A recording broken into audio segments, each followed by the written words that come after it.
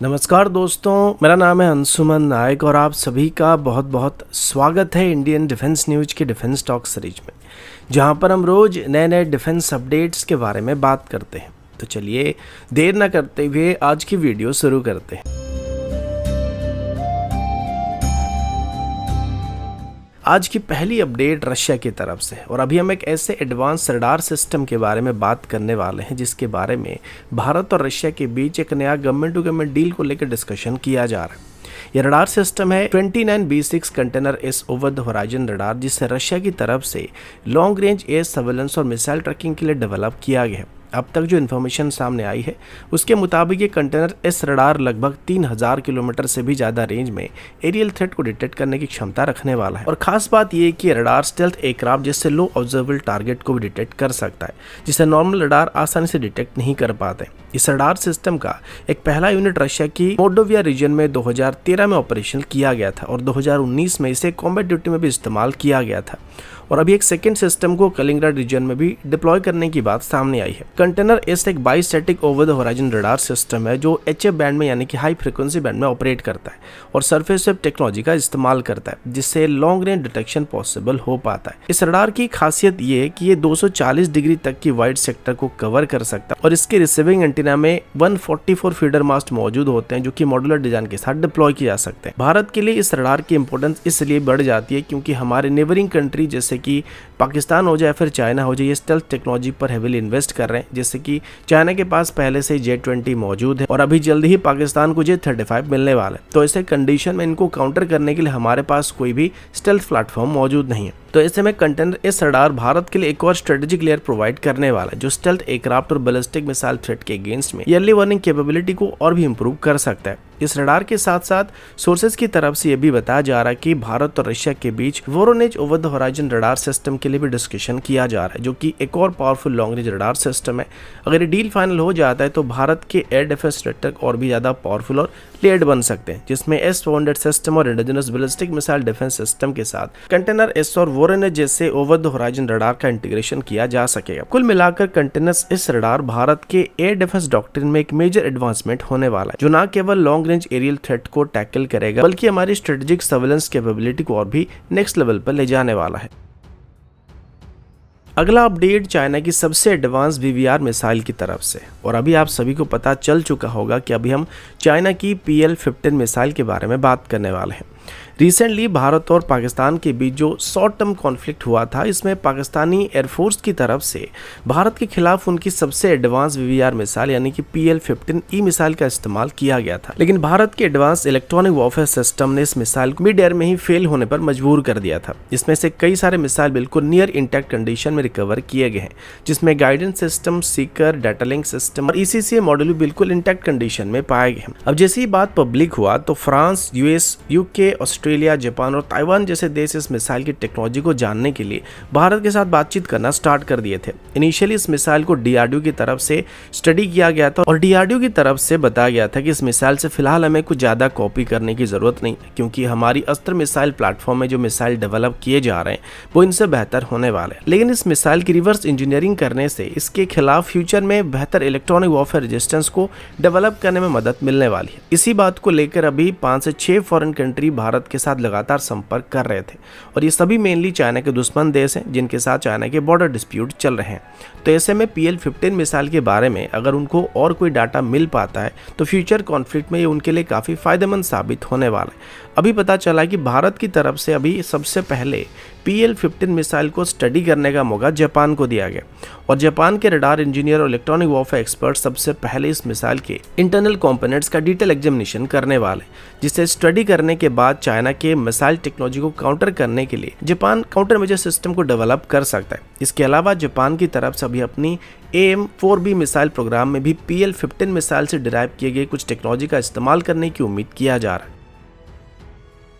अगला update marine engine की तरफ से है। LND की तरफ से दी गई रिपोर्ट के मुताबिक उन्होंने अपने इंडिजिनसली डेवलप 651 किलोवाट की वाटर जेट प्रोपल्शन सिस्टम के सक्सेसफुल सी ट्रायल को अप्रैल 2025 में कंप्लीट कर लिया गया। ये सिस्टम इंडियन नेवी के फास्ट इंटरसेप्टर क्राफ्ट यानी कि FIC वेसल में इंटीग्रेट किया गया था और ट्रायल के दौरान हाई स्पीड परफॉर्मेंस, मैन्युवरेबिलिटी और सैलो वाटर ऑपरेशन में काफी सक्सेसफुल साबित हुआ। इस प्रोजेक्ट को DRDO के टेक्नोलॉजी डेवलपमेंट फंड स्कीम के अंदर डेवलप किया गया था और खास बात यह कि इसमें 70% से ज्यादा इंडिजिनस कंटेंट का इस्तेमाल किया गया। अभी इस माइलस्टोन के बाद L&T ने एक और एम्बिशियस स्टेप लेने का फैसला किया, जिसमें वो अभी एक 3500 किलोवाट की यानी कि करीब 4760 हॉर्स पावर को जनरेट करने वाली high power water jet propulsion system को डेवलप कर रहे हैं, जो कि ज्यादा बड़े और हाई स्पीड नेवल प्लेटफॉर्म में इस्तेमाल किए जा सकते हैं। 651 किलोवाट सिस्टम मेनली छोटे साइज की फास्ट इंटरसेप्टर क्राफ्ट के लिए डिजाइन किया गया था, जबकि ये 3500 किलोवाट वाला सिस्टम उन प्लेटफॉर्म्स के लिए इस्तेमाल किया जा सकेगा जहां हाई थ्रस्ट, ऑपरेशनल फ्लेक्सिबिलिटी और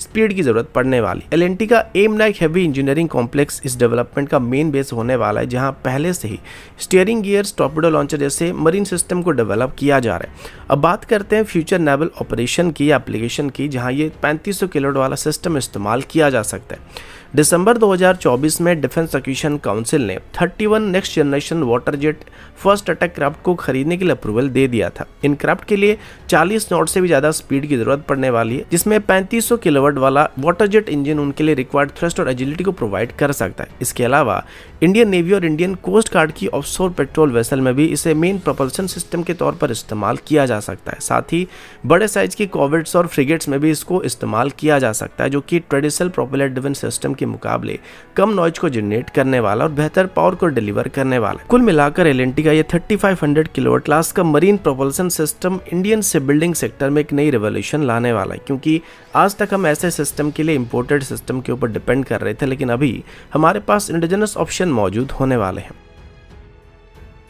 अगला अपडेट DRDO की तरफ से, जहां प्रोजेक्ट कूसा को लेकर एक बहुत ही बड़ी अनाउंसमेंट किया गया, जो भारत की मल्टीलेयर एयर डिफेंस आर्किटेक्चर में एक मेजर रोल को प्ले करने वाला है। अभी के लिए हम जिस प्रोजेक्ट कूसा के बारे में जानते हैं या बात करते हैं, ये दरअसल प्रोजेक्ट कूसा का पहला पार्ट है, जिसमें S-400 सिस्टम की परफॉर्मेंस को मैच करने के लिए, उसको कॉम्प्लीमेंट करने के लिए एक long range air defence system को डेवलप किया जा रहा है, जिसमें 3 अलग अलग इंटरसेप्टर मिसाइल होने वाले हैं।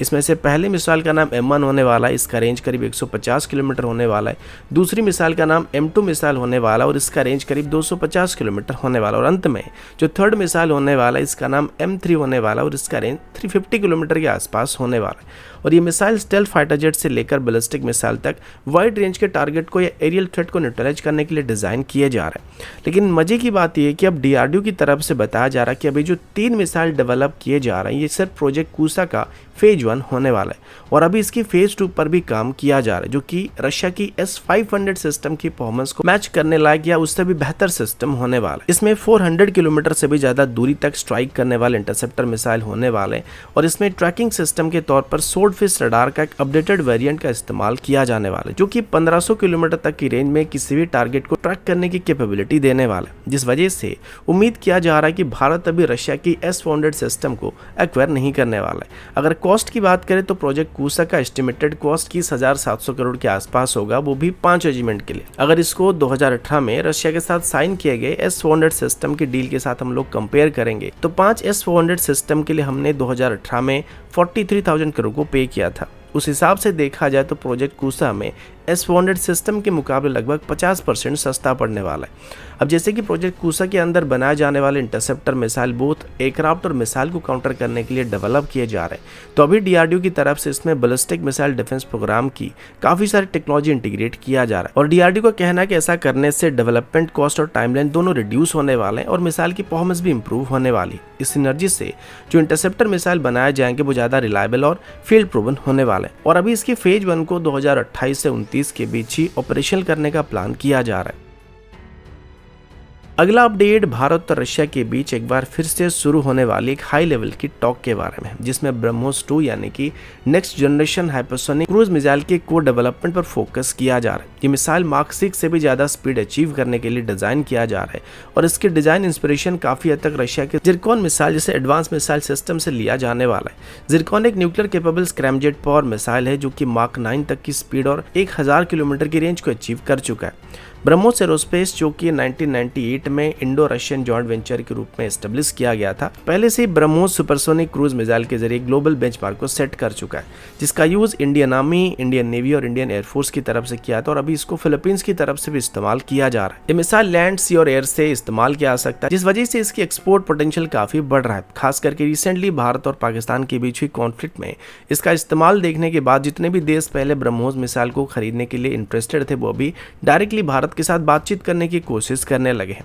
लेकिन अभी ब्रह्मोस 2 एक और बड़ा क्वांटम लीप लेने जा रहा है, जो कि मार्क 7 से मार्क 8 तक की स्पीड और 1500 किलोमीटर तक की रेंज को अचीव करने की उम्मीद किया जा रहा है। अभी तक ये प्रोग्राम काफी सारे हर्डल्स को फेस कर चुका था, जैसे कि रशिया की तरफ से अपनी स्क्रैमजेट इंजन की टेक्नोलॉजी को ट्रांसफर करने में थोड़ा हेजिटेशन दिखाया जा रहा था और हाई पर यूनिट कॉस्ट, जो कि एग्जिस्टिंग ब्रह्मोस मिसाइल की यूनिट कॉस्ट के मुकाबले लगभग 2 गुना ज्यादा होने की उम्मीद किया जा रहा था, जिस वजह से ये काफी कॉस्टली मिसाइल होने की उम्मीद किया जा रहा है। लेकिन ग्लोबल हाइपरसोनिक रेस में खास करके रशिया, चाइना और यूनाइटेड स्टेट के डेवलपमेंट के बाद अब फिर से इस प्रोजेक्ट को दोबारा स्टार्ट करने का फैसला किया जा रहा है। मिड 2024 तक ब्रह्मोस 2 को सेल्व कर दिया गया था, लेकिन अब रिनोड स्ट्रेटेजिक इंटरेस्ट के चलते इंडिया और रशिया के बीच फिर से कोलैबोरेशन को एक्सप्लोर किया जा रहा है। इस मिसाइल की सबसे बड़ी खास बात यह है कि ये साइज में ब्रह्मोस 1 के मुकाबले काफी छोटा होने वाला और हल्का होने वाला है। इसका वजन सिर्फ 1.33 टन के आसपास होने वाला है, जबकि ब्रह्मोस A का वजन 2.65 टन के आसपास हो सकता है। लेकिन फिर भी ब्रह्मोस 2 ब्रह्मोस A के मुकाबले 2 से 3 गुना ज्यादा स्पीड और रेंज को कवर करने वाला है।